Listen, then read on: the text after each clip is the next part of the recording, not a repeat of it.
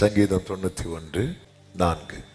அவர் தமது சிறகுகளாலே உன்னை மூடுவார். ஃபுல்லா கவர் பண்ணிடுவார். அங்கதான் ஒரு தேவ பிள்ளைக்கு ஆறுதலும் சமாதானமும் இளைப்பாறுதலும் இருக்கிறது. அவன் செட்டையின் கீழே என்ன இருக்கிறது? அடைக்கலம். அடைக்கலம்னா ஆதரவு, பாதுகாப்பு. பாதுகாப்பு. தீங்கு நாளில் அவர் தம்முடைய கூடாரத்தில் நம்மை மறைத்து வைக்கிறார். பாதுகாப்பு இருக்கிறது. தேவனால் காக்கப்படுகிறவர்கள் தேவனால் சுமக்கப்படுவார்கள். தேவன் சுமக்கிறார்னாலே நம்மை கொண்டு போவதற்காக. தேவன் எதற்காக சுமக்கிறார் தெரியுமா? அவர் அண்டையிலே போய் சேரு மட்டும் அவர் நம்மை சுமப்பாரா. இதுவரை நான் உங்களை சுமந்தேன், இனி என்னால முடியாதுன்னு சொல்லுகிறவர் அல்ல. இனிமேலும் ஏந்துவேன், இனிமேலும் சுமப்பேன், இனிமேலும் தப்புவிப்பேன்.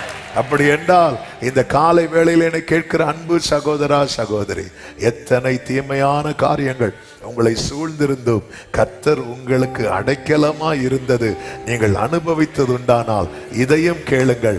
உங்களை செட்டையின் கீழே வைத்து அடைக்கலம் தருகிறவர் மட்டுமல்ல, செட்டையின் மேலே வைத்து சுமந்து செல்லுகிறவர். உங்களை சும்மா வச்சிருக்கிறது போல ஃபீல் பண்றீங்களா? நீங்க சிறகின் கீழே இருக்கிறீங்க. உங்களை அப்படி அப்படி அந்த அந்த மூவ் ஆகுறது உங்களுக்கு ஃபீல் ஆகுதா? ஆண்டவர் ஏதோ அடுத்த நிலையை கொண்டு போறார் அப்படின்னாலே தூக்கி வச்சிட்டாருன்னு தெரியும்.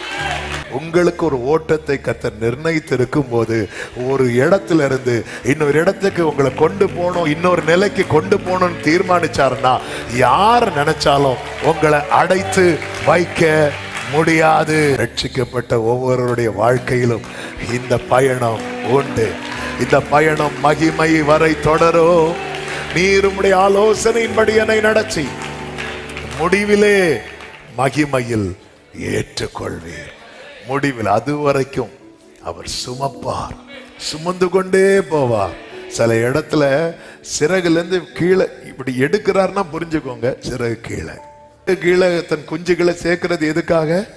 பாதுகாப்புக்காக. ஏதோ பிரச்சனை வருது, நம்ம அவசரப்பட்டு வெளியே போவோம். இல்லை, பிரச்சனை எல்லாம் சால்வ் பண்ணிட்டு உன் பிராணனை வாங்க தேடுகிறவர்கள் எல்லாரும் இறந்துட்டாங்க. எல்லா பிரச்சனையும் கிளியர் பண்ணி நான் உனக்கு முன்னே போய் கோணலானதை செவ்வையாக்குவேன். கர்த்தர் நல்லவர்.